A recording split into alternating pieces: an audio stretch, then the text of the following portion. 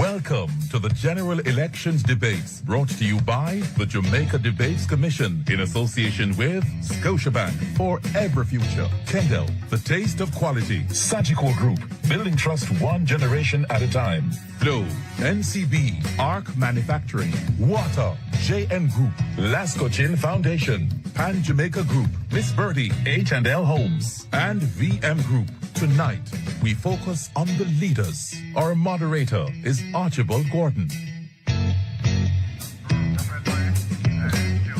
Good evening. Welcome to the final of 3 general election debates organized by the Jamaica Debates Commission, staged before a live studio audience. The debates are intended to assist in identifying, clarifying, and understanding the issues being presented in this general election campaign. This evening's debate focuses on the leaders. Members of the panel of questioners are Dionne Jackson Miller, Radio Jamaica 94 FM, and Giovanni Dennis, CVM TV. Taking and presenting questions from the public is our social media editor, Amoy Harriet, from CVM TV. I am your moderator, Archibald Gordon. As is customary, the audience is not to applaud the debaters except for now, after we announce each debater. Tonight, representing the People's National Party is party leader Mr. Mark Golding.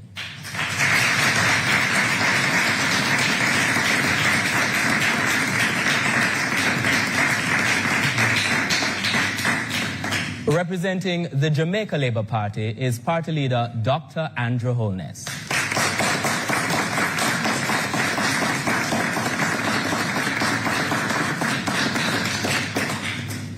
The guidelines for tonight's debates have been previously agreed and are posted on the Debate Commission's website at www.jamaicadebatescommission.org. The guidelines include questions being no longer than 30 seconds, and each debater is allowed 90 seconds to respond to each question, and rebuttals are limited to 45 seconds. The questions posed in tonight's debate will come from 2 sources. The first source is you, the public.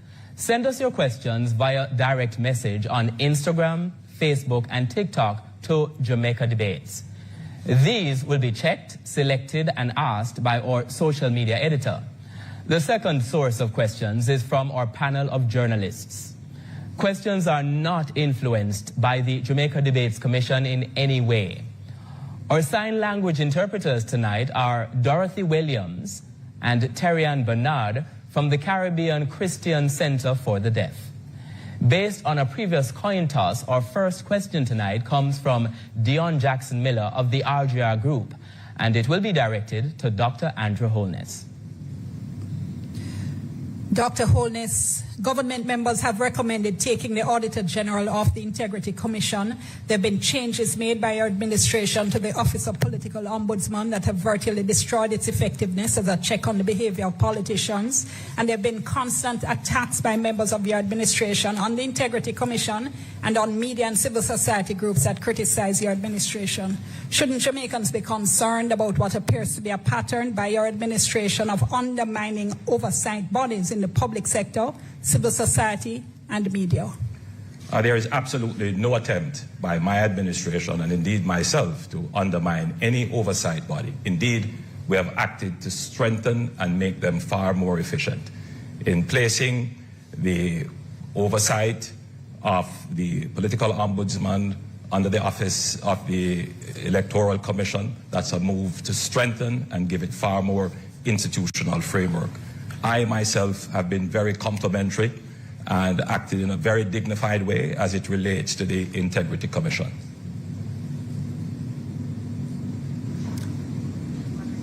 Mr. Golding will have the opportunity to respond.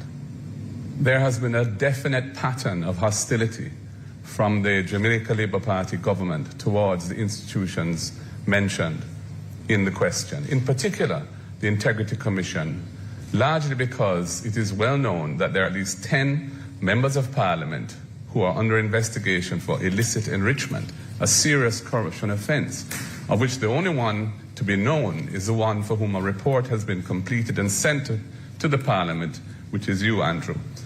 As a result of that, they have done their very best to try to neuter that critical institution, including the Prime Minister bringing that institution to court to undermine its effectiveness and indeed eliminate it entirely. Our next question comes from Giovanni Dennis, and it goes to Mr. Mark Golding. Mr. Golding, Keith Duncan says the PNP's proposal to increase the income tax threshold to 3.5 million is impractical and impossible to fund without new taxes. Can you explain how these planned tax breaks will work without hurting the economy? The context in which we have decided to increase the threshold to 3.5 million is the hollowing out of the middle class in this country. Working families finding it extremely difficult to make ends meet. And we believe with the debt to GDP ratio having now, after 13 and a half years of belt tightening and austerity, having now reached the cusp of the target of 60% of GDP introduced into the fiscal rules in law under Portia Simpson Miller, this is a time, this year it's expected to actually, with the readjustment of the definition and calculation of GDP, this is the year that we expect to achieve that target. That will release 2.5% to 3% of GDP of additional resources, which were not previously budgeted for in the fiscal policy paper. That is more than sufficient to pay for our entire program, including the $3.5 million increase to 3.5 million of the tax threshold, which will make our civil servants and our middle managers, and indeed most of Jamaicans who are presently suffering under the high burden of the cost of living, have money that they can spend, they can fix up their homes, extend their homes with a room, buy a car if they don't have one, pay down debt where they may be in arrears. It is necessary to preserve the country from brain drain and to keep the society intact. Dr. Holness now has the opportunity to respond. The hollowing out of the middle class is an act of the PNP. They totally decimated the middle class. It is a Jamaica Labour Party that introduced the increase in the non-tax threshold that recreated a middle class in Jamaica. In fact, when you look at the salary profile of PAYE contributors, you would see that their salaries have all risen. It is a Jamaica Labour Party through the compensation review that has increased salaries by over 200 billion Jamaican dollars for public sector workers. The current proposal of the PNP is unworkable. It's now time for a question from social media. We're going to Amoy Harriot. Thanks, Archie. Our first social media question tonight comes from Instagram. Shania in Kingston, she says, low voter turnout suppresses the effectiveness of a democratic society. Many Jamaicans refuse to vote because they believe both parties are corrupt. What would you say to the significant population of non-voters? And if elected, how will you hold politicians accountable for offenses against the people instead of protecting them? So in this instance, the question, you have 90 seconds to answer, and we begin with Dr. Holness. Corruption is a serious problem in our country, and corruption requires strong leadership. From my position as Prime Minister, I have taken action against any member of my political party that has been involved or accused of anything that suggests corruption. In my own case, I have been investigated for a year with an expert forensic auditor. The findings of that report have suggested no corruption. There have been no charges. Every aspect of my report, every aspect of my personal life and my personal financial details are in the public domain. I am the politician about which Jamaica knows the most. And therefore, I am the politician who can stand with the greatest moral authority to treat with any matter that is considered corrupt, as I have done in the past. And I want to give this assurance to the Jamaican people that you know me, you know about me, you can trust me, and you know that I stand against corruption. Mr. Golding has the opportunity to respond to that social media question as well. Andrew, what they know about you is that you have 28 bank accounts, that you received several $1 million in cash deposits from anonymous donors in your bank account, that your companies had transactions of over $400 million, several thousand transactions between them, and that Positive Jamaica Foundation, a non-profit which you are intimately connected with, provided resources which you use for personal investments through your personal company. We have signed the Leadership Code of Conduct developed by Integrity Commission. All of our spokespersons and myself have signed. None of your people have signed it. I am committed to ensuring that all members of the executive, when we form government, will have their Integrity Commission declarations published, not just the leader of the opposition and what should happen, but hasn't happened in your case because you're not certified, the Prime Minister. So the whole question that has been asked is an excellent question. And we really need to step up our vigilance against corrupt behavior, nepotism and cronyism. The volume of scandals under this Jamaica Labour Party government is unprecedented. Over the number of ministers who have had to be removed from frontline duty, many of them parked in the naughty corner in OPM rather than being sacked. It is a disgrace to the country, and your personal situation where you're operating under a deep cloud because your Integrity Commission declarations are not certified also is something which Jamaica cannot go forward with. We'll now take a short break and we invite you to stay tuned.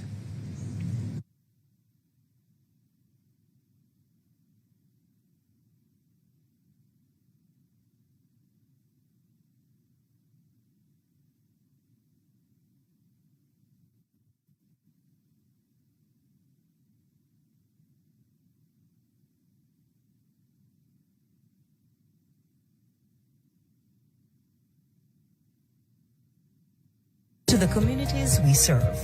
By empowering individuals and organizations, we are revitalizing communities and creating a more sustainable world for every future.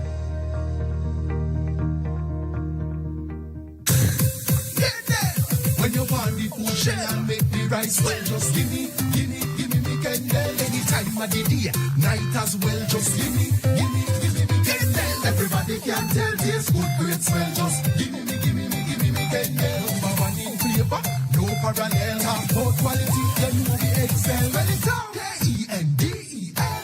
Give me Kendall. Another quality product from the CariMed Group. Just give me Kendall. At Flow, we understand your rhythm. That's why we're dedicated to building a network as resilient as you. With a team of familiar faces working every day to keep you on beat. You're at the heart of everything we do. And our commitment is to keep your rhythm flowing. No matter what.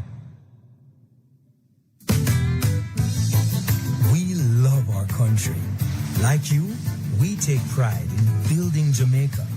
The resilience of our people is cemented in our products, built to last for generations. Laying the foundation for thriving communities, we're committed to excellence and quality. Quality products, quality relationships. We're all proud Jamaicans, working hard, doing good, building a sustainable future for all. That same unbeatable spirit runs through us. We are Arc Manufacturing, made of Jamaica. This is your reminder on how to mark your ballot. Easy and confidential. When you receive your ballot, take a moment to read it carefully. Mark your ballot clearly with an X beside the symbol of the candidate of your choice. Use only the pencil provided. Make sure it is visible. Once you're done, fold the ballot as instructed and return it to the presiding officer. Your vote is your voice. Make your mark, make it count. If you want $10,000 to spend this summer, what would you spend it on? Something nice? Something unforgettable? So theme park or all inclusive? Ask the experts. If I win, you're not gonna see me in the same outfit twice. Mommy, I got it covered. Tuition, everything, masters, here I come. Invest in your future and celebrate while you're at it. Promotion ends September 14. Conditions apply. Team, we need to pass the ball quicker. Much quicker. And you need to make sure. I'm the coach. And I'm the assistant coach. No. Your job is to bring the water and keep us hydrated. Matter of fact, where's the water? Ed. I've got it, coach.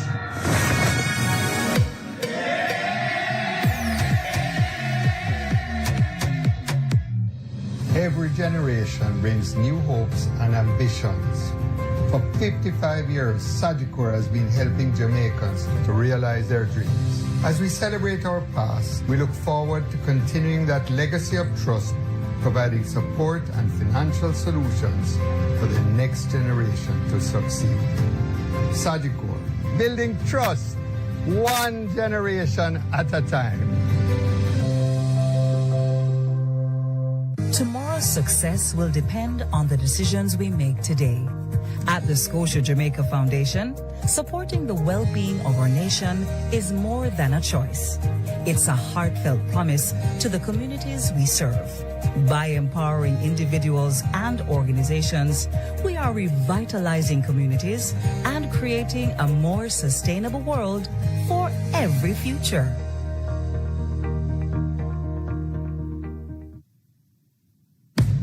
The general elections debates are presented by the Jamaica Debates Commission in association with Scotiabank for every future. Kendall, the taste of quality. Sagicor Group, building trust one generation at a time. Flow, NCB, Arc Manufacturing, Water, JN Group, Lasco Chin Foundation, Pan Jamaica Group, Miss Birdie, H&L Homes, and VM Group.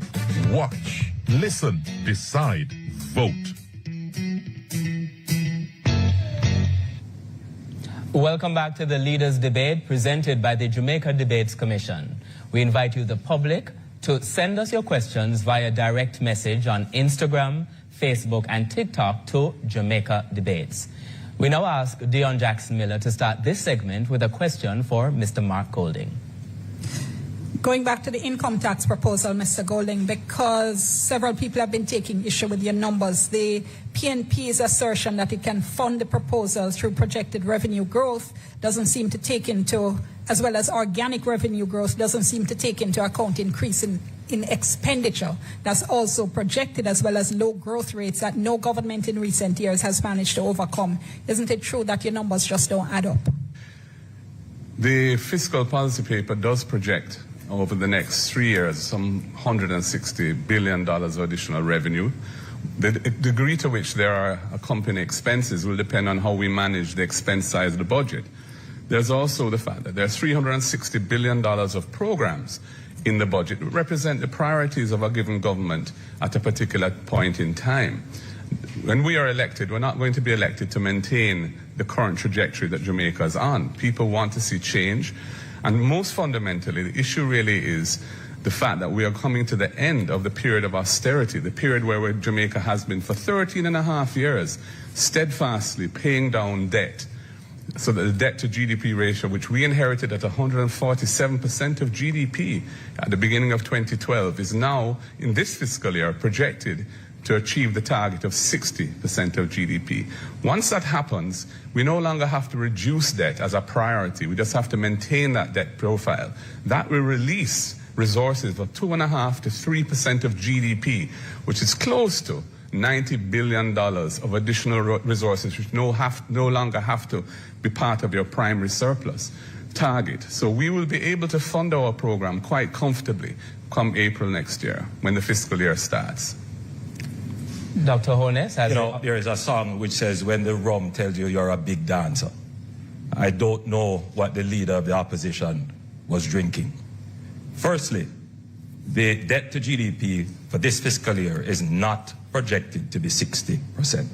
It is projected to be 65% thereabouts.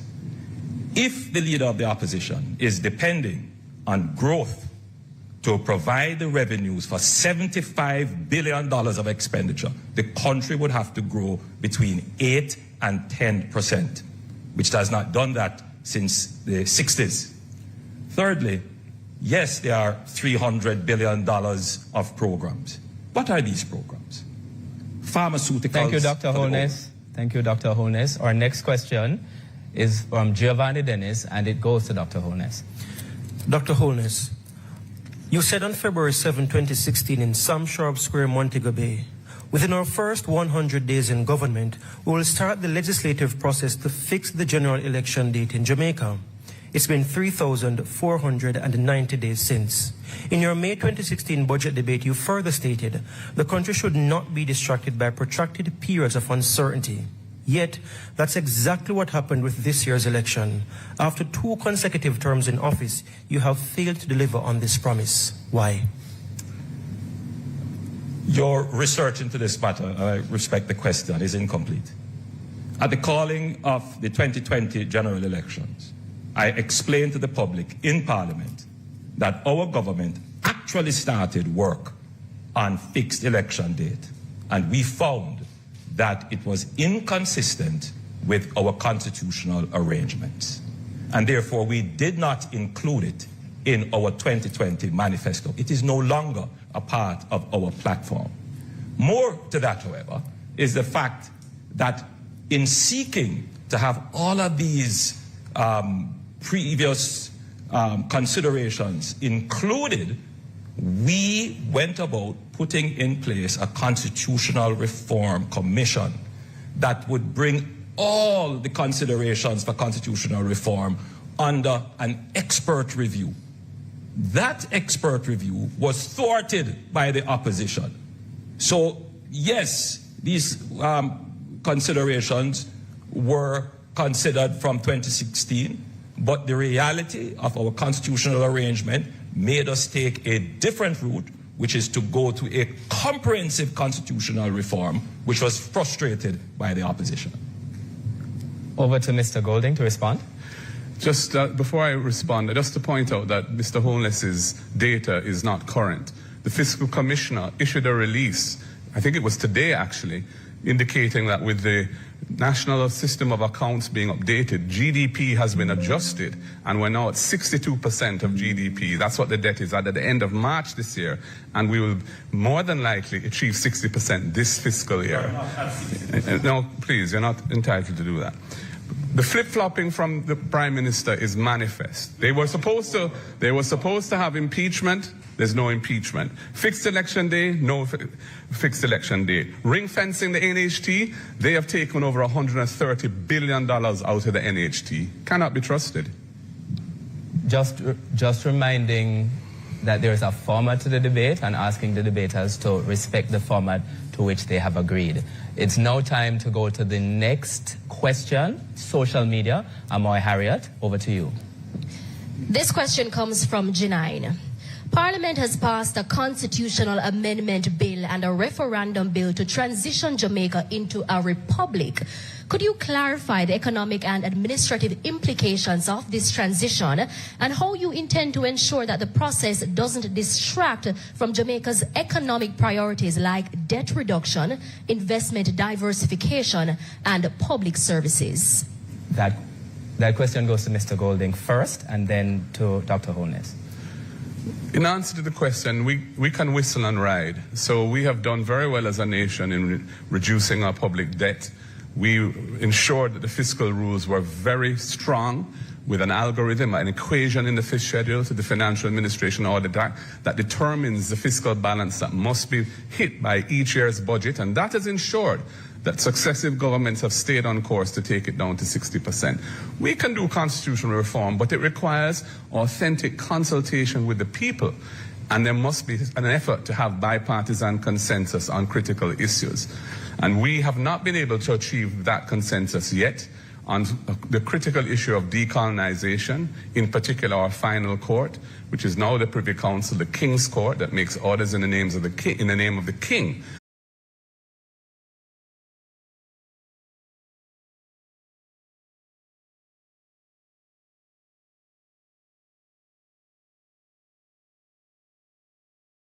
Repeated innuendo or direct attack which has been leveled by his party on my nationality.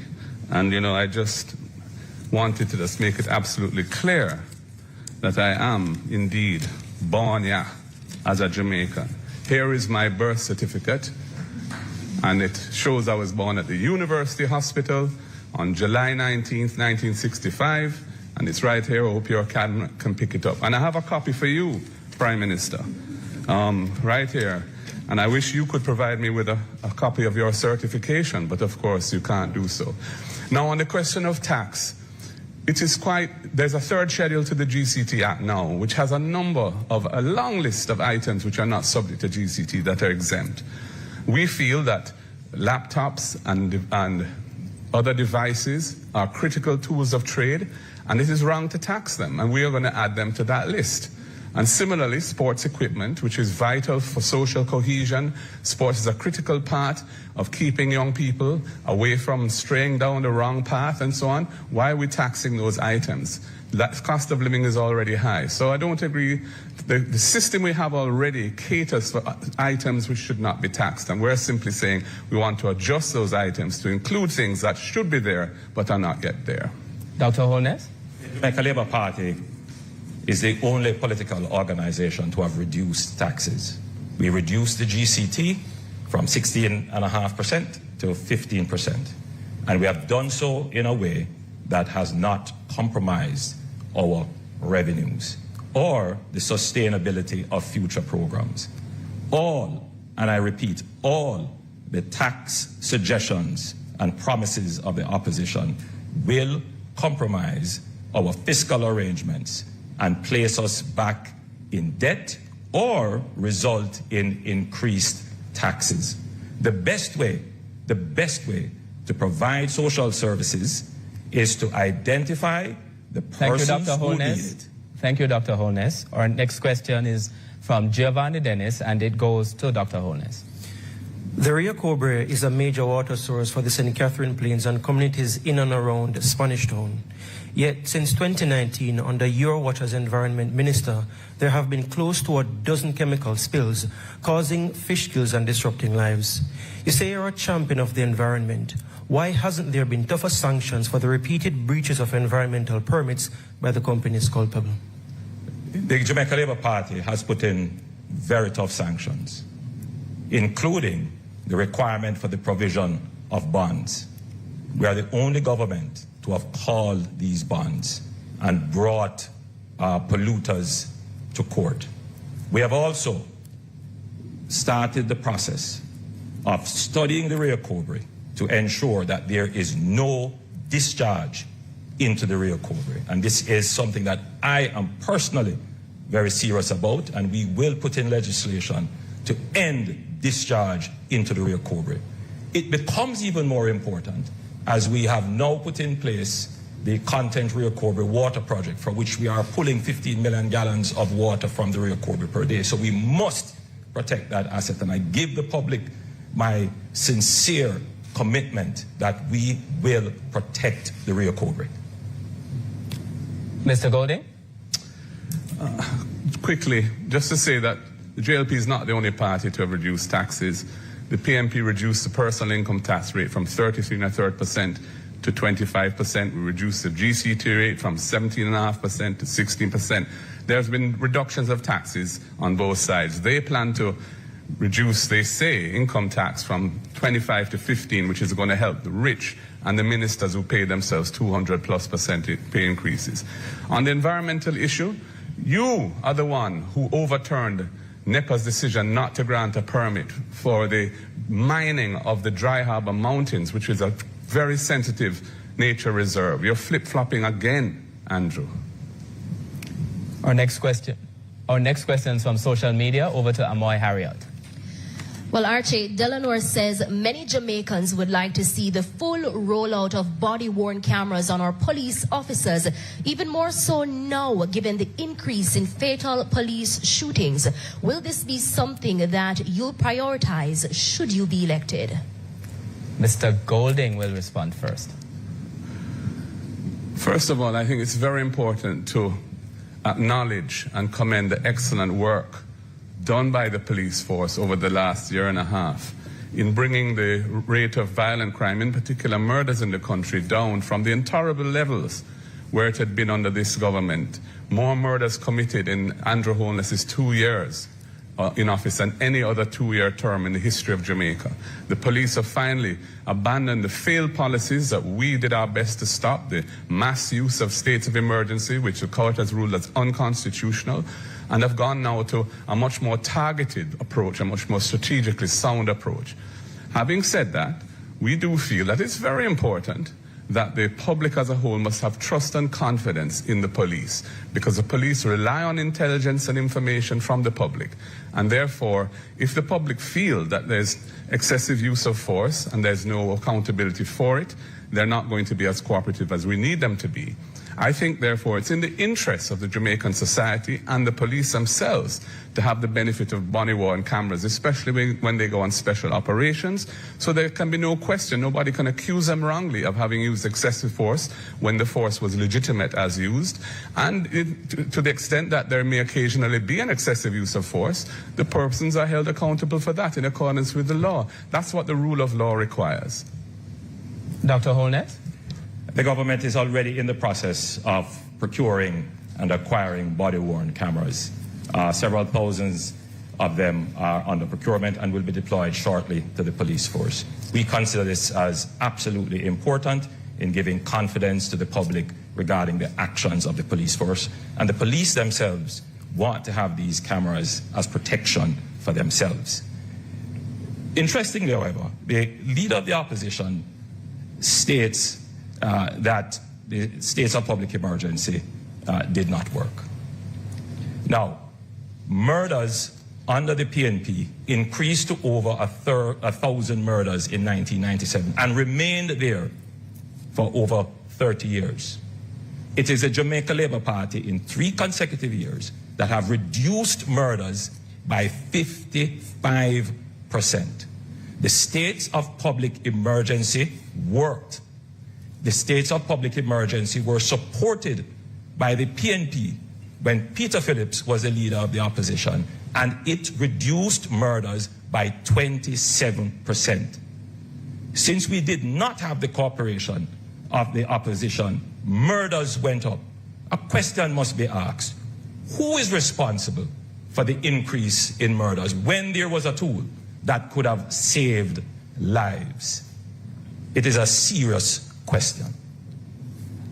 No, Giovanni Dennis has indicated that he would like to ask one of his 2 follow-up questions. I believe that question will go to Mr. Golding. Mr. Golding. Mr. Golding, I want to go back to the matter of your dual citizenship. It took days for you to confirm that you held dual citizenship and weeks for you to renounce it. Why didn't you acknowledge the issue upfront, and why should Jamaicans believe you will be forthcoming with them on any issue, even if it's uncomfortable in the first instance? I didn't hesitate to acknowledge dual citizenship. I was born in Jamaica. I had a British father, and I inherited British citizenship by descent from him. And that's lawful under the laws of Jamaica, and indeed parliamentarians in Jamaica are permitted to be dual nationals. I therefore didn't consider it to be something which was problematic. However, when it was raised last year and politicized, I decided I want to know what the Jamaican people felt about it, because I thought really my response ought to be driven by them. We did an internal poll. It showed that a majority thought I should renounce, and so I did. And I renounced my British citizenship in August last year. Dr. Holness, rebuttal. You know, this is a strange one. A man who wants to represent his country must choose his country. He doesn't need to ask anyone. You should choose. And that's why we say we choose Jamaica. It is indeed of concern that it was not until your 40s when you were becoming a minister of government that you sought to have a Jamaican passport. It is not your birth that makes you Jamaican. It is the choices you make for your country, including supporting a process that would make a Jamaican head of state here, including getting a Jamaican passport. Our next question is from social media. Over to Amoy, and that question will go to Mr. Golding. On TikTok, Taj says, given the current negotiations surrounding the U.S. Keep Call Centers in America Act and its potential to impact over 50,000 Jamaican BPO workers, how does your administration plan to safeguard both employment and livelihoods for young Jamaicans if outsourcing opportunities decline? That's a good question, and the truth is that the evolution of technology, especially the advent of artificial intelligence, is also a threat to the type of services that are provided through outsourcing.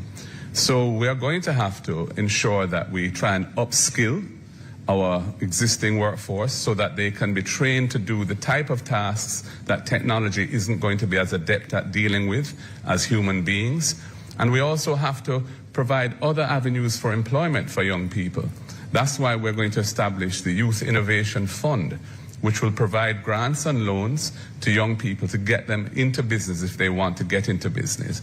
And it will enable them to pursue their talents in tech or in creative industries or any other area of endeavor so that they can express themselves, help to monetize their talent and build brand Jamaica.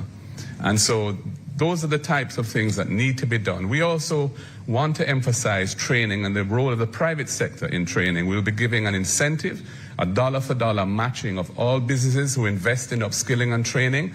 We will match their investment through the HEART program to encourage them to invest further in training and upskilling the workforce so they can employ more people in higher paying jobs. Right now, too many of our people are struggling in low income jobs, low wage jobs, low tech jobs. The same question goes to Dr. Holness. Well, let me give you some practical and real answers instead of airy-fairy stuff. Jamaica is already positioning itself for nearshoring and friendly shoring of the recalibration of the global supply chain. And that is why we have made a massive investment in the Caymanas development and in Raintree. These are real investments that will bring production to Jamaica and jobs to Jamaica. We have already started to ensure that over 120,000 Jamaican youths can access training free of cost on the HEART. And much of that training is in support of not just BPO, but logistics. But more than that, we saw the change in technology coming and the impact it will have. And that is why we have invested in a coding and technology academy, the Amber Heart Academy, where hundreds of Jamaican youth are trained in not just the basics, but as high up as data science. Because what we want to create in our society are the trained skills that can attract the jobs that we are already negotiating for. You have a government that understands the changing global dynamics. Thank you, Dr. and putting in Holness. place measures to take advantage of it. We'll now take a short break and we invite you to stay tuned. The general elections debates are presented by the Jamaica Debates Commission. Watch, listen, decide, vote.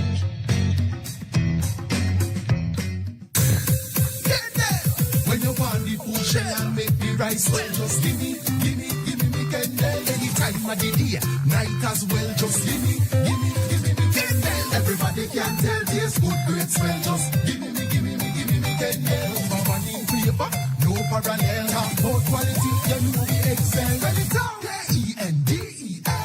Give me Kendall. Another quality product from the Carimed Group. Just give me Kendall. Tomorrow's success will depend on the decisions we make today. At the Scotia Jamaica Foundation, supporting the well-being of our nation is more than a choice. It's a heartfelt promise to the communities we serve. By empowering individuals and organizations, we are revitalizing communities and creating a more sustainable world for every future.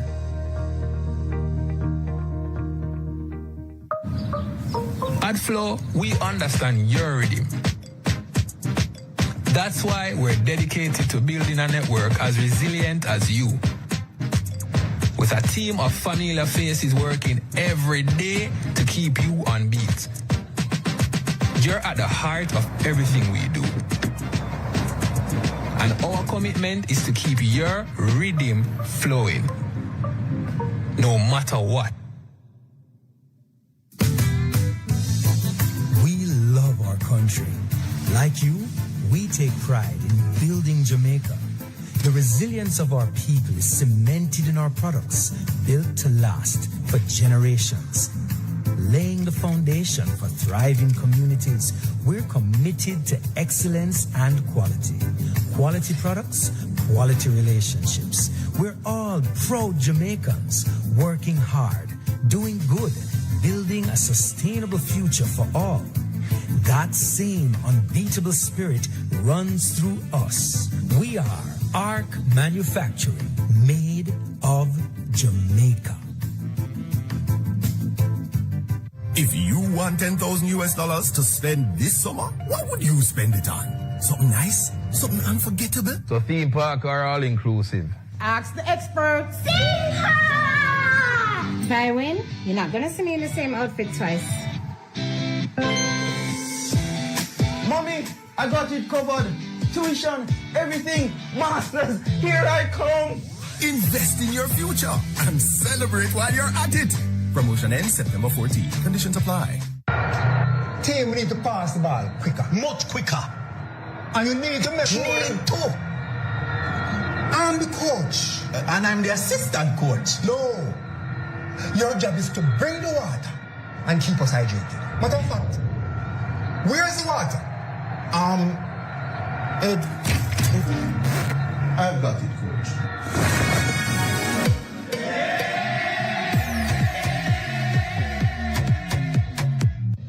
Every generation brings new hopes and ambitions. For 55 years, Sagicor has been helping Jamaicans to realize their dreams. As we celebrate our past, we look forward to continuing that legacy of trust, providing support and financial solutions for the next generation to succeed. Sagicor, building trust, one generation at a time.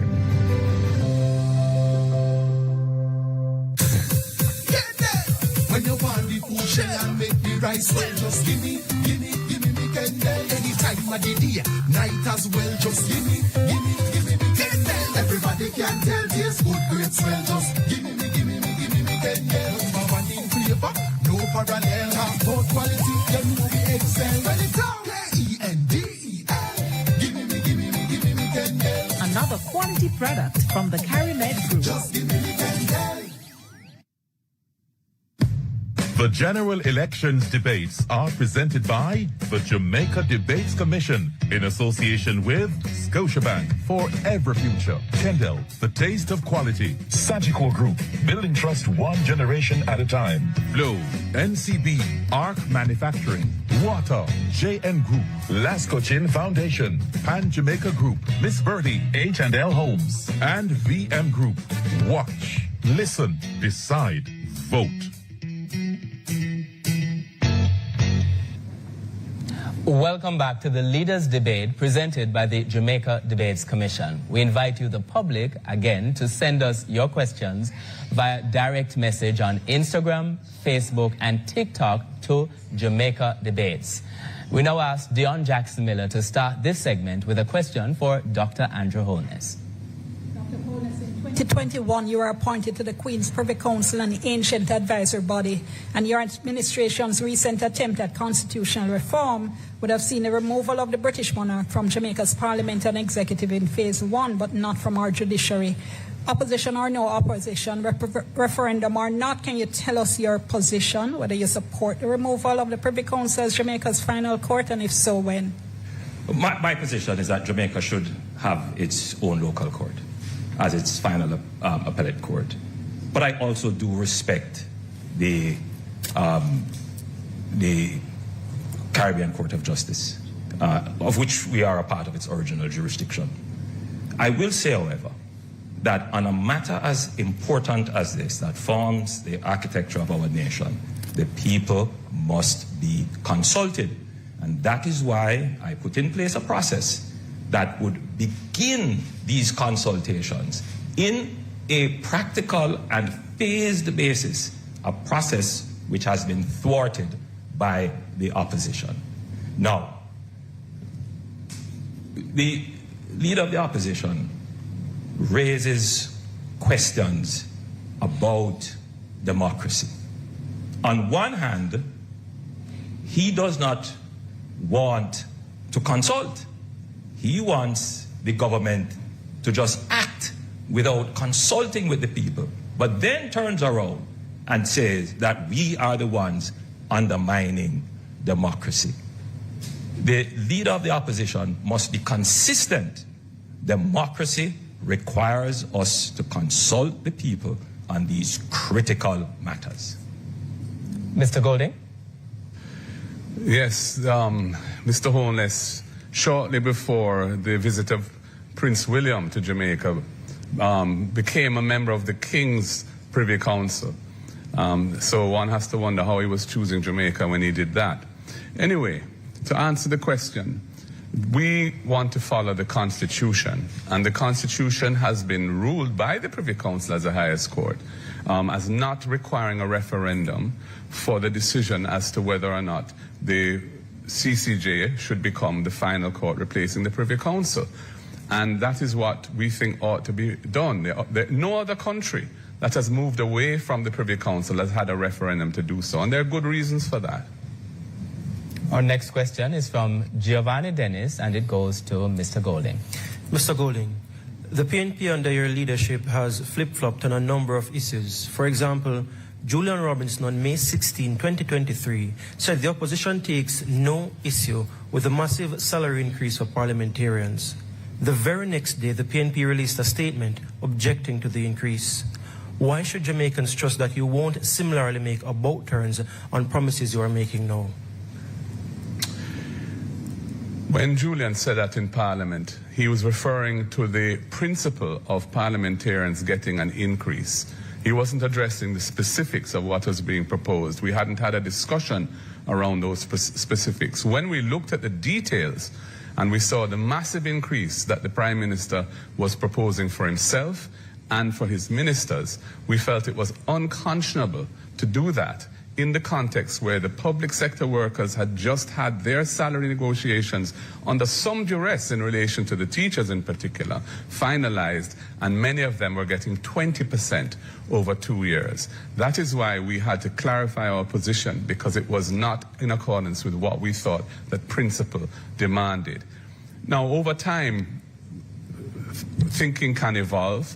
People change their positions on issues. So, for example, we are looking at this whole question of the 3.5 salary, the $3.5 million threshold increase. And we've seen where, as the debt target is achieved and resources can be released, it can be afforded. We weren't calling for 3.5 2 years ago, but we see that the need, inflation, etc., have happened. Cost of living pressures are there. Our evolution, our thinking has evolved, and we think that this is the right thing to do now, and we're committing ourselves to it. So, you know, I don't think the criticism is justified. Thank you, Mr. Golding. Dr. Holness now has... I have to call out that the leader of the opposition is telling lies. Julian Robinson stood in Parliament and said he supported the increase. Clear, and the tapes are there. Secondly, he calls the increase unconscionable, yet he takes it. I, Andrew Michael Holness, did not take it. The option was available to him as well. I chose not to take it. The leader of the opposition says, I have 28 bank accounts. That is absolutely not true. The report of the Integrity Commission includes accounts that are closed, accounts that are dormant, insurance accounts, and investment accounts. Thank you. They have Thank weaponized you, Dr. Holness. Our next question is from Dionne Jackson Miller, and it goes to Dr. Holness. Dr. Holness, in your 2016 manifesto, you said, quote, will make it mandatory that the appointment to sensitive posts be approved by a 2/3 majority in each House of Parliament, thereby requiring consensus between government and opposition. Now, the posts identified included the Office of Director of Public Prosecutions. Not only did you not implement this, but you disregarded the opposition's objections in the case of the recent extension, which led to a court case. Wasn't this a betrayal of the principle of bipartisanship that you had been proposing 9 years before? Absolutely not. And indeed, in some instances, there are parliamentary review of sensitive positions. And I want to be also very clear that the constitutional reform process that we have put in place would take into consideration all of these proposals that were made. We cannot tinker with the Constitution, doing a little thing here and a little thing there, and therefore we decided to put it in a comprehensive process, again, which the opposition has thwarted. But since I have some time, let me also address some other issues about the leader of the opposition. In my own Integrity Commission report published in Parliament, there are no findings of corruption. All my assets are in Jamaica, and I have declared everything to the Integrity Commission. The leader of the opposition, however, also had a report from the Contractor General previously, which found that they benefited from public resources in an irregular way. They termed it a sweetheart deal. In my report, there is no such thing. None of my resources are ever connected to any public funds or any public resources. However, for the leader of the opposition, the report was very clear that their operations were considered to be irregular and a sweetheart. Thank you, Dr. Holness. Mr. Golding has an opportunity to respond. The Prime Minister has no interest in bipartisanship. He has strong dictatorial tendencies and really would prefer not to consult with the opposition at all if he didn't have to. And I say that based on my experience with him over the last 5 years. He talks about he didn't want to tinker with the Constitution. Then why did he seek to amend the Constitution as a one-off, tabling the bill and seeking to pass it on the same day to extend the DPP's tenure beyond what was constitutionally allowed? That was tinkering, Prime Minister, so come on. And in terms of Integrity Commission reports, my declarations have been certified every year as being proper. Yours have not, because you are under investigation for illicit enrichment. Mr. Golding. Our follow-up question now, Dionne Jackson Miller has indicated she'd like to use the first of her follow-up questions. On the same issue of the DPP's appointment, Principal Dr. Holness doesn't require constitutional amendments, though. And if it is that you were committed to the principle of bipartisanship, why would you have rejected such strongly worded opposition coming from the opposition leader? End of the day, this matter was taken to the court, and the courts decided, and the DPP was reinstated. I want to also clarify something that the leader of the opposition said. The investigations carried out by the Integrity Commission are at an end.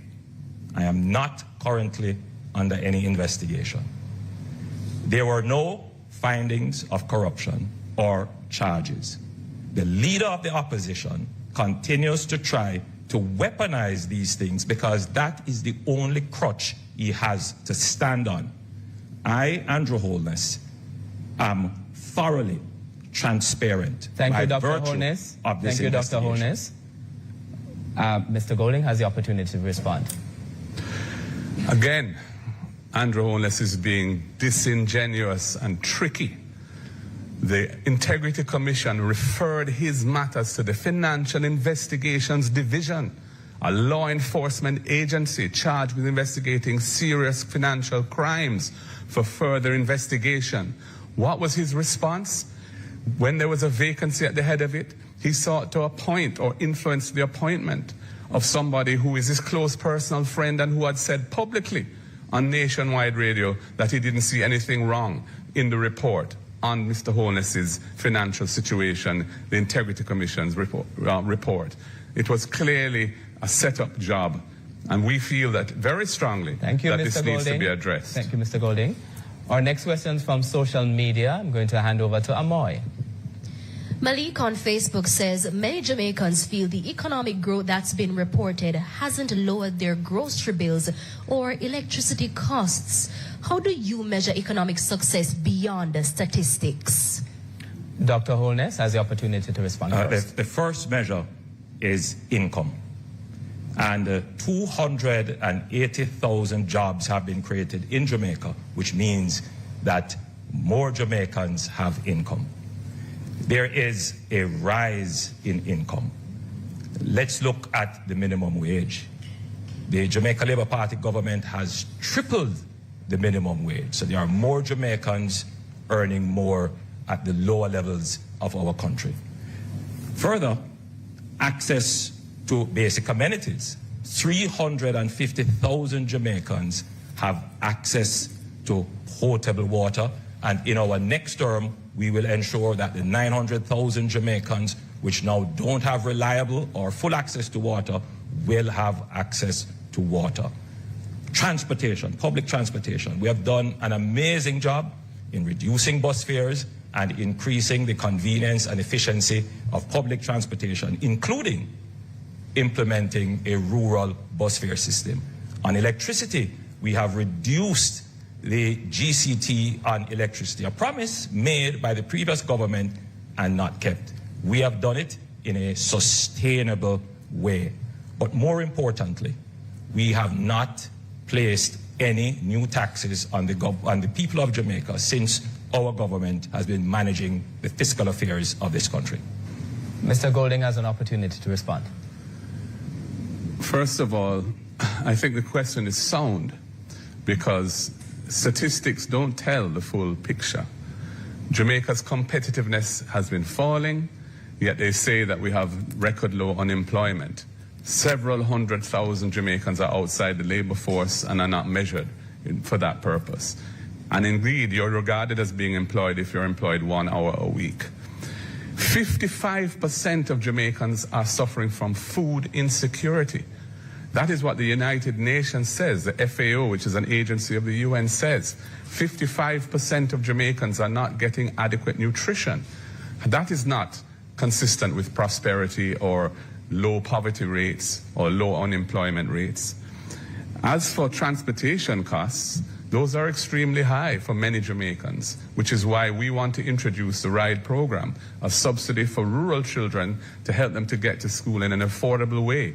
It's $10,000 per child who needs it in each family. So if you have more than one child, each one of them would qualify for this, because we recognize that that is one of the causes of absenteeism in schools at the moment. As for electricity, the rate and cost of electricity under this government has gone way higher than where we left it at 23 cents per kilowatt hour. Now it's over 40. And as for the GCT, they are providing a subsidy at the moment, but they haven't said for how long, and there's no commitment to keep it on. Thank you, Mr. Golding. We are now going to be taking a short break, and we invite you to stay tuned. The general elections debates are presented by the Jamaica Debates Commission. Watch, listen, decide, vote. Every generation brings new hopes and ambitions. For 55 years, Sagicor has been helping Jamaicans to realize their dreams. As we celebrate our past, we look forward to continuing that legacy of trust, providing support and financial solutions for the next generation to succeed. Sagicor, building trust, one generation at a time. Tomorrow's Tomorrow's success will depend on the decisions we make today. At the Scotia Jamaica Foundation, supporting the well-being of our nation is more than a choice. It's a heartfelt promise to the communities we serve. By empowering individuals and organizations, we are revitalizing communities and creating a more sustainable world for every future.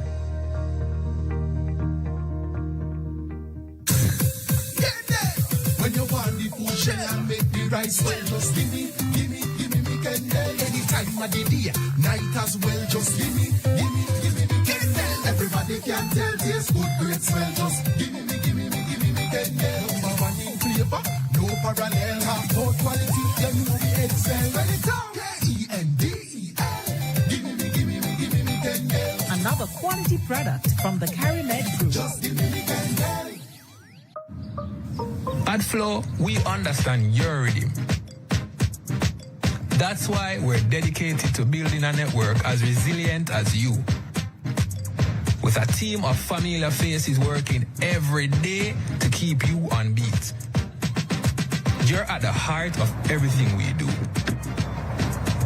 And our commitment is to keep your rhythm flowing, no matter what. Our country. Like you, we take pride in building Jamaica. The resilience of our people is cemented in our products, built to last for generations. Laying the foundation for thriving communities, we're committed to excellence and quality. Quality products, quality relationships. We're all proud Jamaicans, working hard, doing good, building a sustainable future for all. That same unbeatable spirit runs through us. We are Arc Manufacturing, made of Jamaica. If you want $10,000 to spend this summer, what would you spend it on? Something nice? Something unforgettable? So theme park or all inclusive? Ask the experts.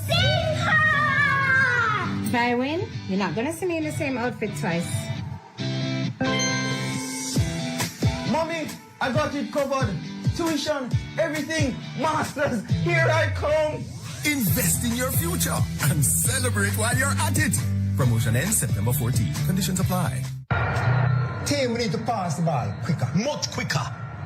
And you need to make sure. I'm the coach. And I'm the assistant coach. No. Your job is to bring the water and keep us hydrated. Matter of fact, where's the water? I've got it, coach.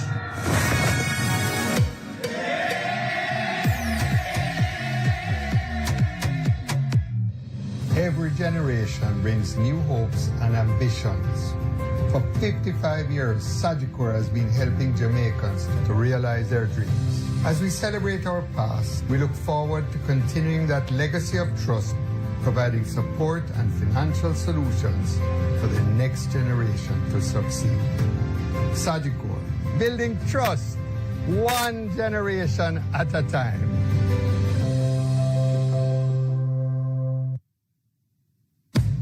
The general elections debates are presented by the Jamaica Debates Commission in association with Scotiabank for every future. Kendall, the taste of quality. Sagicor Group, building trust one generation at a time. Flow, NCB, Arc Manufacturing, Water, JN Group, Lasco Chin Foundation, Pan Jamaica Group, Miss Birdie, H&L Homes, and VM Group.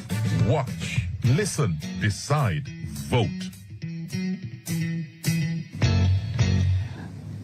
Welcome back to the final segment of the Leaders Debate presented by the Jamaica Debates Commission. We invite you, the public, to send us your questions via direct message on Instagram, Facebook, and TikTok to Jamaica Debates. Now, this segment actually begins with a follow-up question. Giovanni Dennis has indicated that he'd like to ask one of one of his follow-up questions, and that goes to Dr. Andrew Holness.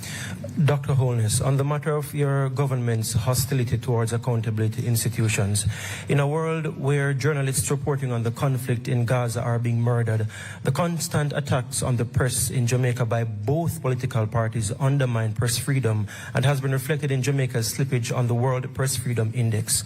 We have just seen the release of the names of journalists that both political parties objected to participating in the national debates.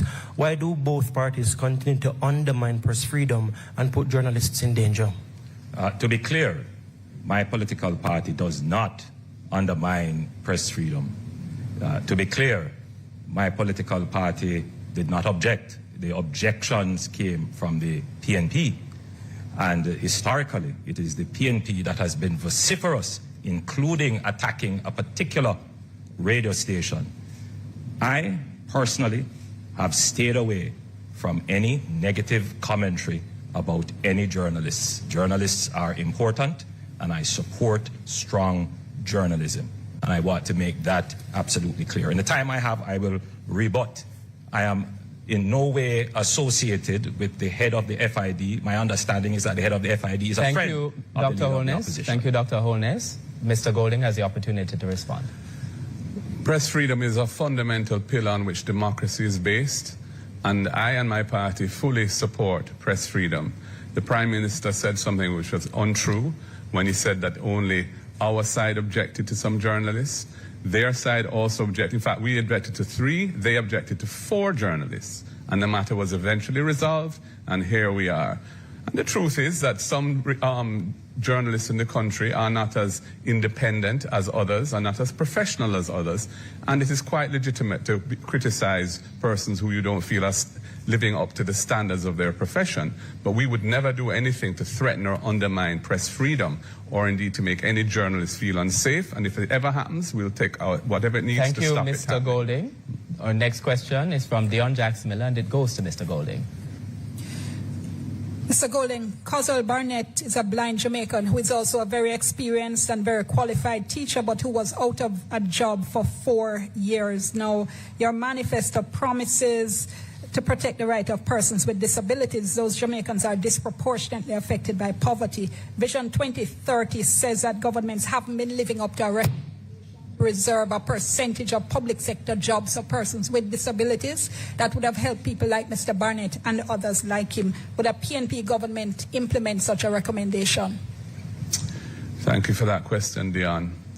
I come from a family that has delivered transformational national service to the country, in particular in the area of persons with disabilities. My father was the first orthopedic surgeon in Jamaica, and he established what was then the Polio Center, became the Mona Rehabilitation Center. And when he died in 1996, it was named after him. It's now called the Sir John Golding Rehab Center. He also established the Hope Valley Experimental School, a school for integrated education for able-bodied and children with disabilities.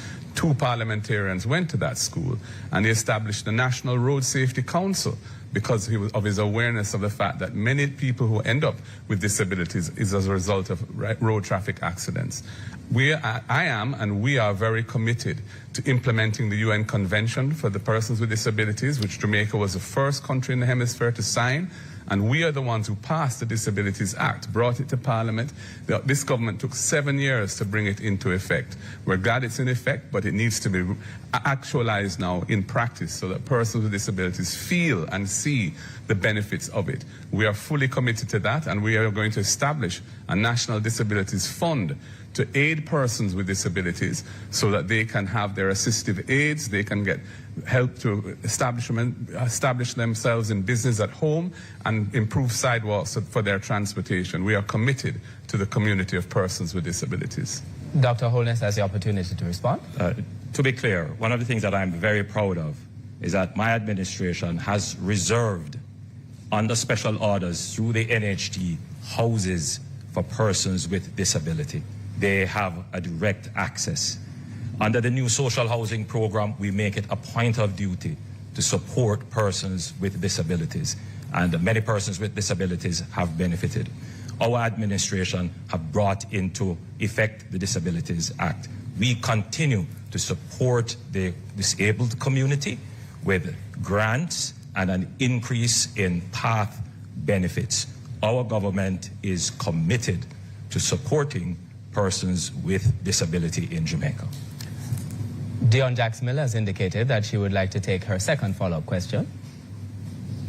Yes, Mr. Golding, we hear the broad statements of policy and principle, but what persons with disabilities want are jobs, which is why I'm asking specifically if your administration would implement a recommendation to reserve a certain percentage of public sector jobs for persons with disabilities. Yes, we have committed to that. Across MD&As, ministries, departments, and agencies, that we would like to see quotas or an allocation for the disability community to have the benefit of employment opportunities in the public sector.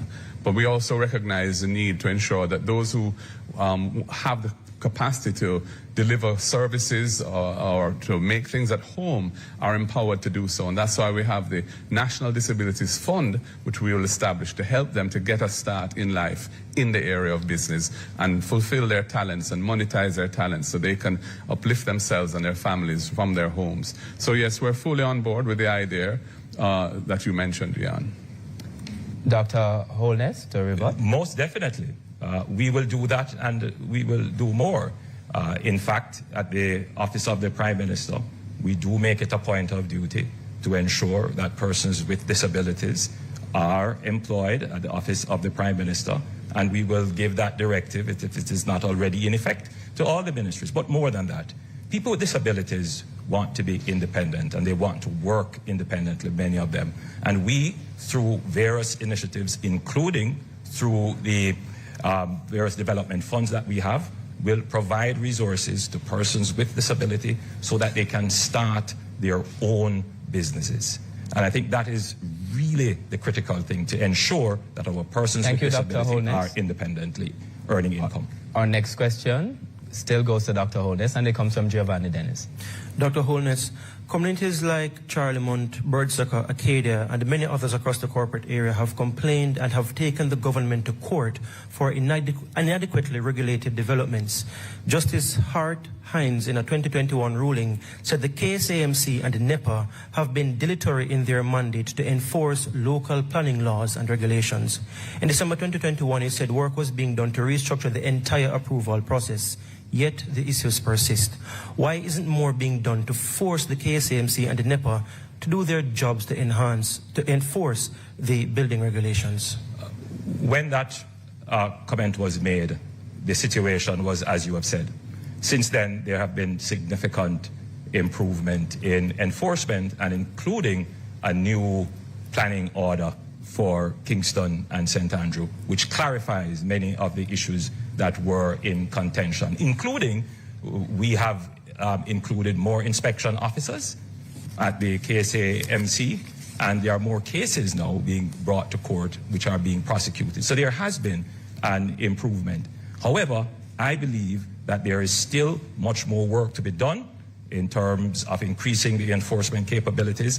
And yes, there are some legislative changes that need to be clarified, particularly as to how titles are issued and how densities are approved. Mr. Golding has the opportunity to respond. Since the People's National Party assumed the leadership in the council of the KSAMC, the new Mayor Andrew Swaby has been pursuing internal governance reform, including persons from outside, to try and improve standards and processes, make them more transparent and effective, so that the citizens of the corporate area can expect higher levels of governance. I think it's unfortunate that in the case of Mr. Holness and his wife, they are in the business of real estate development, or certainly she is, and that presents serious conflicts of interest which have manifested themselves in some of their own schemes that they have developed. I think we need to have rules which preclude that kind of activity so that there's no question of conflicts of interest. We've come to the point in the debate when the debaters get an opportunity to ask each other questions. We begin, we invite Mr. Golding to ask a question of Dr. Andrew Holness. Mr. Holness, the Integrity Commission in their court filing in the case that you brought to try and strike down the act and eliminate the offense for which you are being investigated, have said that you had money in the Ponzi scheme Olint and you got it out, while others suffered losses. You had money in Cash Plus, another Ponzi scheme where people lost lots of money, you got it out. And of course, you had money in SSL, and you were able to withdraw your money before it collapsed. In fact, I would say the only person that Usain Bolt has not been able to catch up with is you. And I want to ask you, how do you think and why do you think the people of Jamaica should trust you to have be in charge of the governance of the country for a third term with that track record and with that cloud hanging over your head? The leader of the opposition is a liar and cannot be trusted. I lost money in Cash Plus and Olint. However, the PNP accepted and received $1 million from Olint. He has no credibility to talk about Ponzi scheme. They benefited from the Ponzi scheme to fund their election campaign. He questions my wife's integrity about development. My wife and my family are hardworking Jamaicans. We started off with the taxes like many other Jamaicans, and I have worked hard. He has sought to weaponize that. But the people who receive me when I go into the country, they say, Andrew, don't worry. No weapon formed against you shall prosper. Mr. Golding, your rebuttal. I made the point that for the Prime Minister and his wife to be in the real estate business when so many of the agencies of government which regulate that business fall under his ministry of economic development and job creation creates the possibilities for conflicts of interest, and I stick by that position. We now invite Dr. Andrew Holness to ask a question of Mr. Mark Golding. The leader of the opposition speaks about integrity and trust. He was an advisor to a former Minister of Finance that put in place a policy of high interest rate, for which he acted as a broker for the government to invest loans and bonds for which he received a commission of high interest rate, to the point where one of his members described this as the greatest transfer of wealth from the poor to the rich. He, the Toponaris lawyer, has made billions of this, yet he does not disclose this in his integrity report. In fact, he doesn't even have a house in Jamaica. How can we believe you? And do you have assets in overseas companies for which you have not disclosed? I've disclosed all my assets, and that's why my Integrity Commission declarations are certified. Your allegations are scurrilous and false. You made reference to DB&G, although you didn't call the name. DB&G was established in 1992 as an investment firm by 3 young Jamaican entrepreneurs. When the financial sector meltdown occurred some years later, and FinSAC was established as a response to try and protect the savers of this country so they didn't lose their money in their deposits in the banking system and their pensions and so on, DB&G, like other financial firms at the time, had to navigate that carefully to survive. We eventually were approached by a leading international bank, Scotiabank, who did a thorough due diligence on the company. It's a listed company where we were a listed company from inception. Our audited financial statements are public. Our quarterly financial statements are public. They looked at us inside out and upside down, found nothing, absolutely nothing untoward, and they bought the company. And we have nothing to hide on when it comes to DB&G. I would say, why is your government, having spent $200 million on this commission of inquiry into FinSAC, hiding the FinSAC report? Is it because you and your wife bought a house from somebody who had been FinSAC'd? You're a hypocrite, Andrew Holness, to be accusing me of anything in relation to FinSAC when you have been a direct beneficiary of the losses of somebody who was FinSAC, who lost their home because of FinSAC. Again, you go to attacking my wife when you, according to the Contractor General's report, benefited from a sweetheart deal that was irregular. You benefited off the backs of the Jamaican people in creating your wealth. You were a connected party with the then Minister of Finance, and you advised and created the FinSac debacle with high interest rate. You benefited from FinSac. I did not purchase a FinSac house. I bought a house on the open market. And again, you come with weaponized lies. Your lies will not work. We now go to closing statements. Now, based on the earlier coin toss, Mr. Mark Golding of the PNP will go first.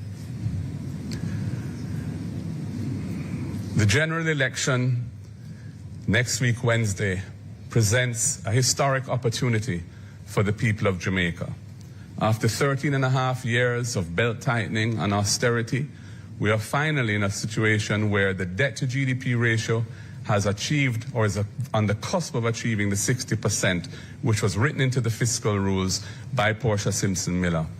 That means that the fiscal rules and prudent economic management can change gear and look at how we can grow the economy and build a society with a better quality of life for all.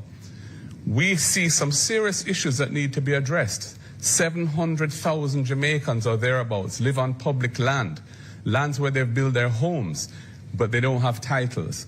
The colonial era law set the period as 60 years of occupation before they can get ownership. We are going to reduce that to 25 years.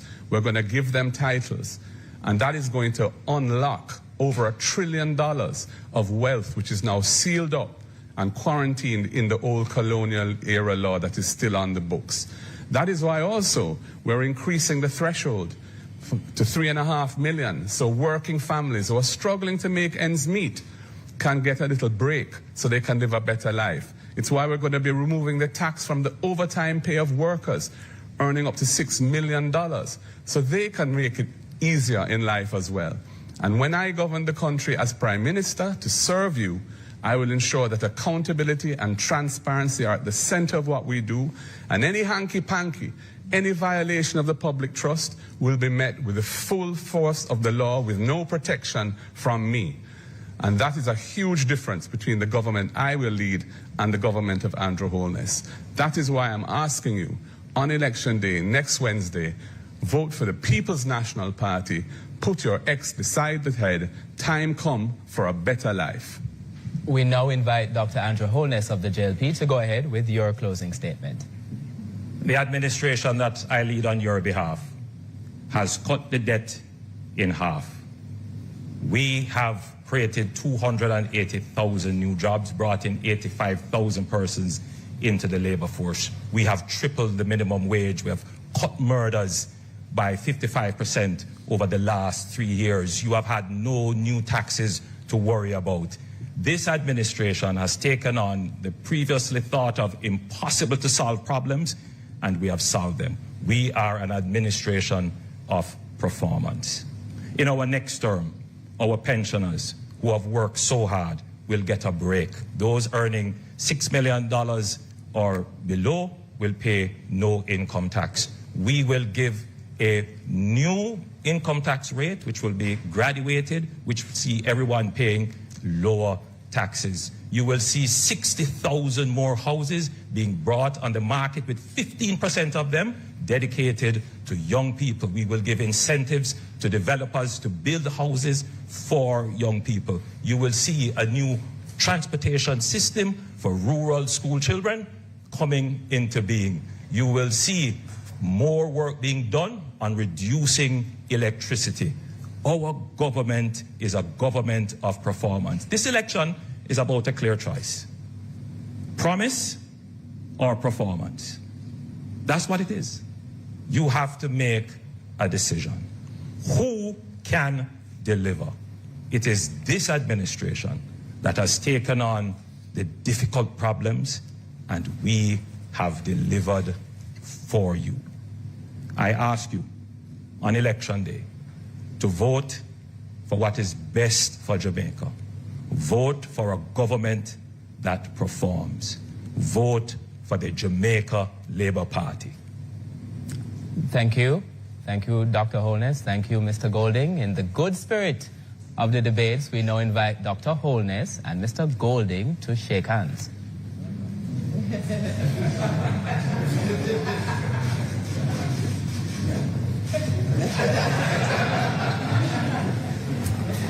And now we can breathe. That concludes the leadership debate between party leader Dr. Andrew Holness, representing the Jamaica Labour Party, and party leader Mr. Mark Golding, representing the People's National Party. Our sincere thanks to both party leaders and all the debaters. This was the final debate in the 2025 General Election Debate Series. Thanks for joining us. Thanks to our studio audience, our production crew, production and funding partners, and most of all, our viewers and listeners all across Jamaica and the diaspora. I am Archibald Gordon. Good night.